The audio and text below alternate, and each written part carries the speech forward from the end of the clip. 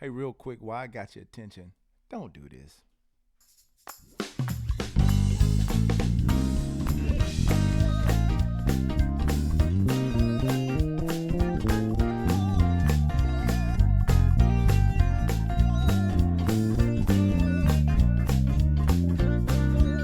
If you don't know there's anything wrong with that, just keep watching.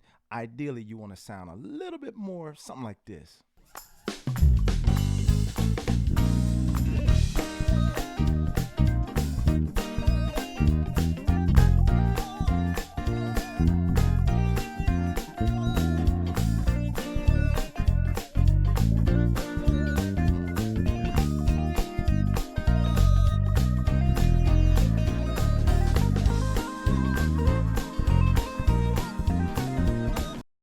So you get the point. So what we're going to talk about today is five mistakes that make you instantly sound like an amateur player. Five mistakes and things that you can do to fix them. So let's jump right into the lesson. So mistake number one, the first thing you heard on that video is playing too much. And y'all know if you've been around for a minute, I have my notes here so I can stay on task with what I'm talking about. Playing too much, overplaying. So what you heard there, me opening up the song, like, I think sometimes when guys are getting introduced, especially in this particular genre, getting introduced to gospel music and thinking about walking bass, they automatically, if they're not really familiar with the genre, if they're not familiar with playing this in church, they automatically try to overplay to compensate for what they don't know. And that's a number one giveaway as for being an amateur. Here's the amateur mindset: trying to fill every space. You got constant notes, no breathing room, overplaying feels, that kind of thing. But the pro mindset, however, is simply serving the groove. So let's demonstrate here. Again, I played at the beginning of the song and you could hear all the stuff let's play it wrong first.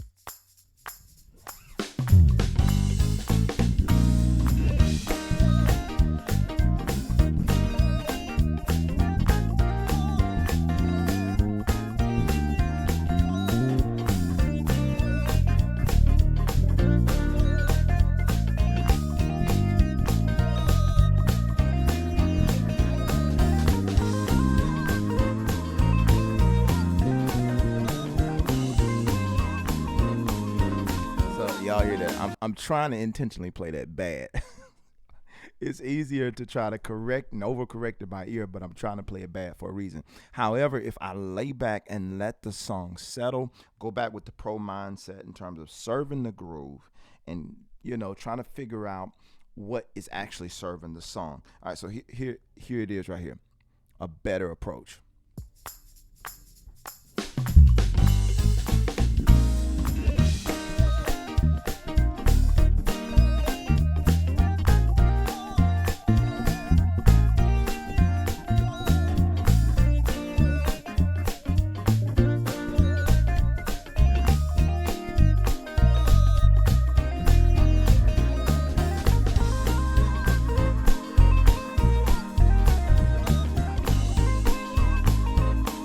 As you can hear, there's a little bit more of space. I'm letting the song breathe a little bit more. In the opening part of the song, personally, I'm not saying this is the only way to play it, but in the opening part of the song, I'm muting just to kind of give it somewhere to go. Because when I start out on 10, and we're going to get down to that, but when I start out on 10, I don't really give myself anywhere to go. So just simplifying it, shaving some stuff back. That's one of the things you want to do. Don't overplay. All right, so let's move to mistake number two.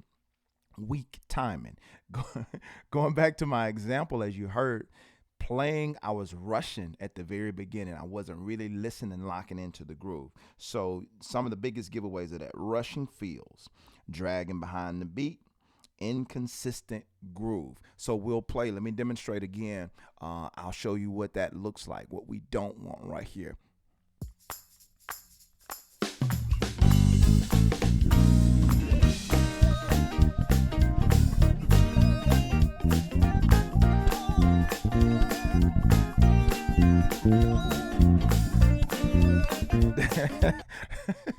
That's hard to do, but it's not hard if you haven't really learned to lock in with your timing. So one of the things you want to do is really lock in and pay attention that if you're rushing or not. A great way to do this for you guys who do record or you have some type of recording equipment is to look at how you're playing against the grid. There should be a downbeat or something that should be hidden. When I say on the grid, when you're recording, that's normally gridded out on most softwares. It have lines, and based on the tempo of that song, you should be hidden somewhere on the line of the tempo of that song. Maybe a simpler approach is to simply listen. Are you rushing? Listen to me as I play it and tell me when I'm on or when I'm rushing. Let's do it again.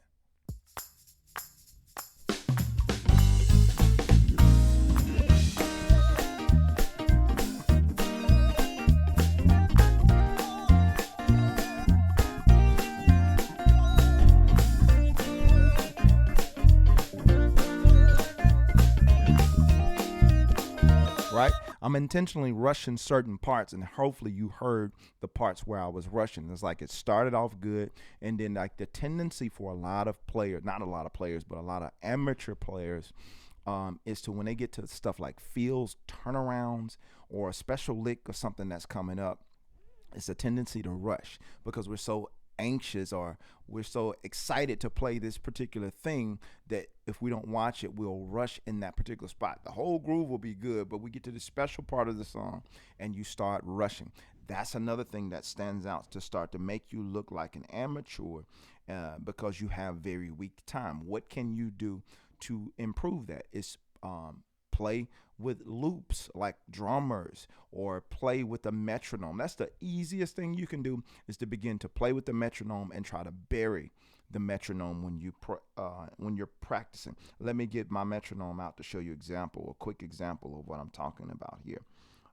If I can find my metronome. So if we can take something like this, we take a simple, let's take that down. That's at 100 BPM. And let me change the, that was in 6/8. Let's change it to 4/4. So here we go. All right. We want to bury that metronome and we want to be right on the money with it. So here we go.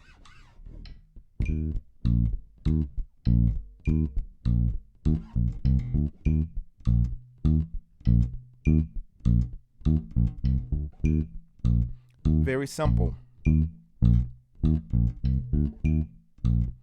And so what we want to do is take some of those clicks out of it and see how much we can even bury that. Let's see here.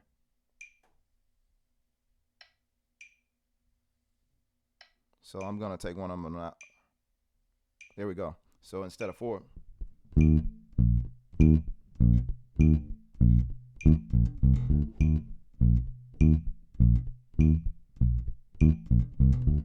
So if we want to take the progression of the song and do that as well, we can also add the progression of the song.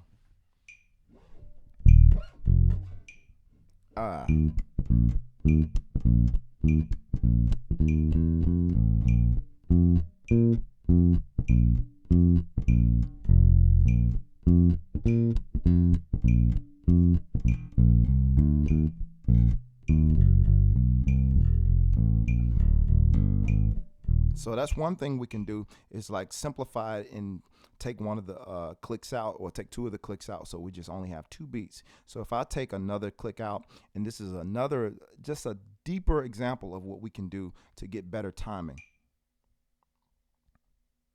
2, 3, 4.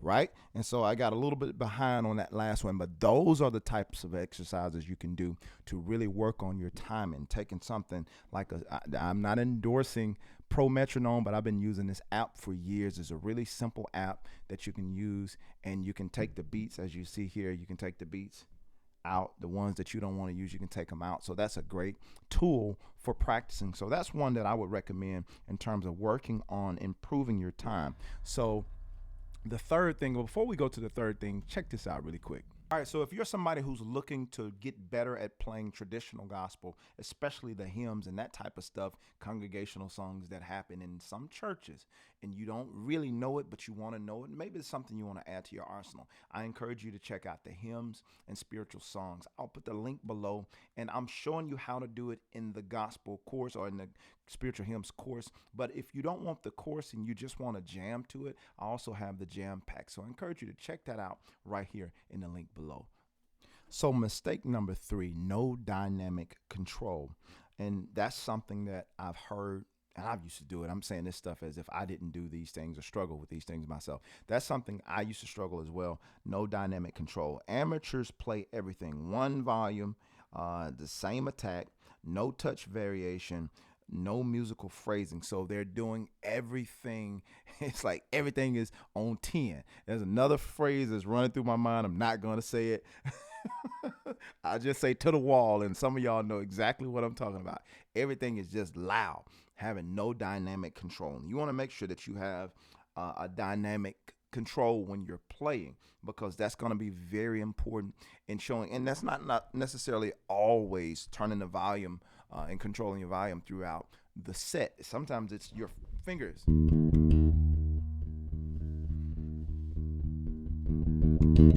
So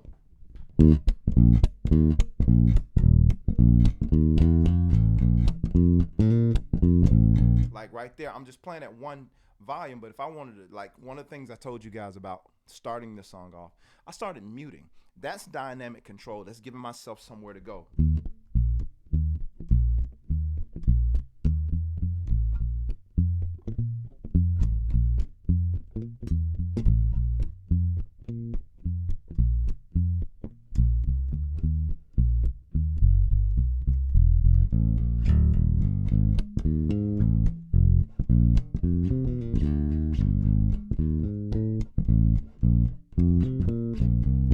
Right? So I'm controlling how loud, and I wasn't at full right there. I was probably at 80%. If I want to go 100%, it gets, let's say the service gets really hot. We're still on that song.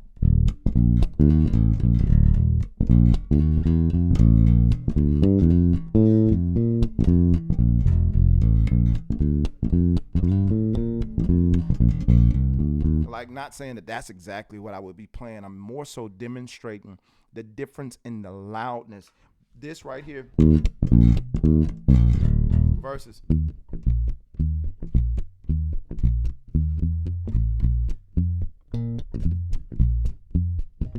and so on and so forth. So being able to have a little bit more dynamic control, knowing what you can do with your instrument without going to your volume knob to always control your dynamic. So that's number 3. Let's move to mistake number 4, not listening to the band. I can't tell you how many musicians that I've been around that I know this has been a struggle for them, listening to other people while they play. All right, so let's give you some points of this. Amateur players focus on themselves. Professional players listen to the drummer. We listen to the chord movement, and that can be the keyboardist, that could be the guitar, depending on your band, the makeup of your band. It can be the organist. We're listening to the chord movement, and we're also paying attention to vocal phrasing, meaning we're paying attention to how the vocalist is singing, the inflections of how the vocal. If you're so locked in only on what you're playing and you're not listening to anything else, many of us today, we are using in-ear monitoring systems, some type of system. I don't know what you use at your particular situation, but you have to really pay attention to what the vocalist, and especially if you don't have any in-ear monitors and you're just listening with the people on the stage, you got to make sure that you can actually hear. If this person has a microphone, they're singing, you can't hear them, chances are they're either way too low or you're probably way too loud. So these are some things we want to be mindful of as musicians, as pros. We're listening for these things. Or you didn't hear like, let's say that it was a subtle cue that the music director brought the music down, or somebody else called for the music to go down, and you didn't see nobody say break, or you didn't hear anybody say break, and it's like you're still out there playing full volume. Like, I didn't know anybody said break. Well, those are things that we should be mindful of and just listening to the band, I noticed something changed. The drummer did something, or let's say it's not church. It's a different situation and somebody took a solo. You should be paying attention to know when these inflections in music is happening so that you can respond very quickly. That's the things that a pro would do. We're paying attention to everything that's happening around us so that we can move with the moment. I think that one is pretty self-explanatory. And for mistake number 5, that I think a lot of amateur players do. No identity in their playing. Amateur players often sound like random licks, copied styles, inconsistent phrasing. And we know what all of those mean. Random licks. You sound like you're just going for stuff. Sounds like you, I got a term that I often use with my students and people that I know. It sounds like you're just fishing for stuff. It's not stuff that you really worked out in your practice time, stuff you just going for. So you playing a lot of random stuff. Or it's one of the things of saying copy styles where you're trying to sound just like this person. You didn't put any personality into the music. And one of the things to me that adds personality into the music is you actually practicing. It's kind of like learning. The best way I could say it is kind of like the English language or a person learning to speak. When you're talking, you're speaking in a certain way based on your experiences. I have a certain dialect based on where I come from. I speak with a southern drawl for some people, but that's based on where I come from. So my playing is based on things that I've experienced, things that I've heard. So you're going to hear certain things in my playing you're going to hear me do things like that because that's my style. That's the way I play. When you hear certain things from the bass, certain licks that I play, you're going to hear certain things. Like all of those things are inflections that make my playing me. You have to figure out what makes your playing you and really lean into that. Sometimes it doesn't come overnight. But the more you do it, you're going to notice some things you do really well.